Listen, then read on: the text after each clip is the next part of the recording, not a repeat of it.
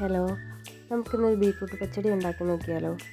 അതിനായിട്ട് ഞാനൊരു ബീറ്റ്റൂട്ട് നല്ലപോലെ കൊത്തി അരിഞ്ഞെടുത്തിട്ടുണ്ട്. നമുക്കിതൊരു പാത്രത്തിലേക്ക് മാറ്റാം. ഞാനിത് പാത്രത്തിലേക്ക് ഇട്ട് കൊടുത്തിട്ടുണ്ട്. ഇനി ആവശ്യത്തിന് വേവാനുള്ള വെള്ളം നമുക്ക് ഒഴിച്ച് കൊടുക്കാം. ഈ പാകത്തിന് നമുക്ക് ഉപ്പും കൂടി ഇട്ട് കൊടുത്ത് നല്ലതുപോലെ ഒന്ന് ഇളക്കി വേകാനായിട്ട് വെക്കാവേ.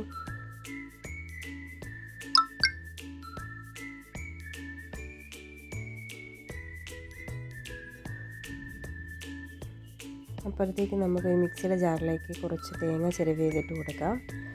അതുപോലെ ഇതിന് ആവശ്യമായ 2 പച്ചമുളക് ഇതിലേക്ക് ഇട്ട് കൊടുക്കാം. കറിവേപ്പില,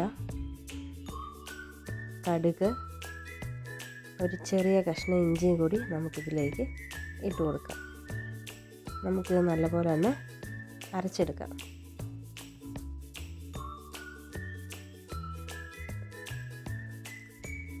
ഇപ്പം നല്ലതുപോലെ അരിഞ്ഞ് കിട്ടിയിട്ടുണ്ട്. ഇനി നമുക്ക് നമ്മുടെ ബീറ്റ്റൂട്ട് വെന്തോന്ന് നോക്കിയിട്ട് അതിലേക്ക് നമുക്ക് ഈ അരപ്പ് ചേർത്ത് കൊടുക്കാം. നല്ലതുപോലെ ആവിയൊക്കെ പോകുന്നുണ്ട്. നമ്മുടെ ബീറ്റ്റൂട്ട് ഏകദേശം ഇവിടെ വെന്തിട്ടുണ്ട് കേട്ടോ. നമുക്കിനി ഇതിലേക്ക് ഈ അരപ്പ് നമുക്കിതിലേക്ക് ഒഴിച്ചു കൊടുക്കാം.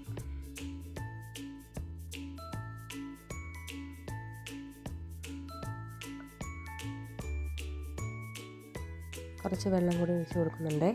ഇനി നല്ലതുപോലെ ഒന്ന് ഇളക്കി യോജിപ്പിച്ച് നമുക്ക് ചെറുതായിട്ടൊന്ന് വേവാനായിട്ട് വെക്കാം.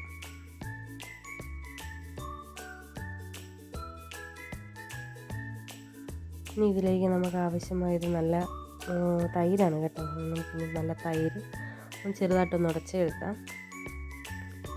അതുകൂടി നമുക്കിതിലേക്ക് ഒഴിച്ചു കൊടുക്കാം. നല്ലതുപോലെ ഒന്ന് ഇളക്കി യോജിപ്പിക്കുക.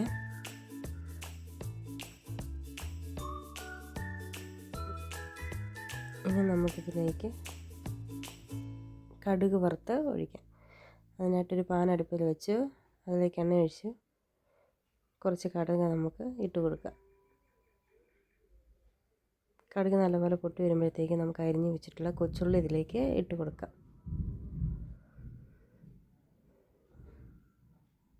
അതുപോലെ ഇനി ഇതിലേക്ക് കുറച്ച് കറിവേപ്പിലയും വറ്റൽ മുളകും കൂടി ഇട്ട് കൊടുക്കാം.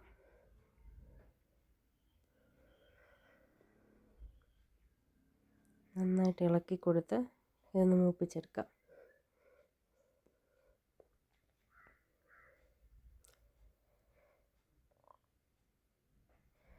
കടുക് നല്ലപോലെ ഒന്ന് മൂത്ത് വന്നിട്ടുണ്ട്. നമുക്കിനി ഇതിലേക്ക് ഒഴിച്ചു കൊടുക്കാം.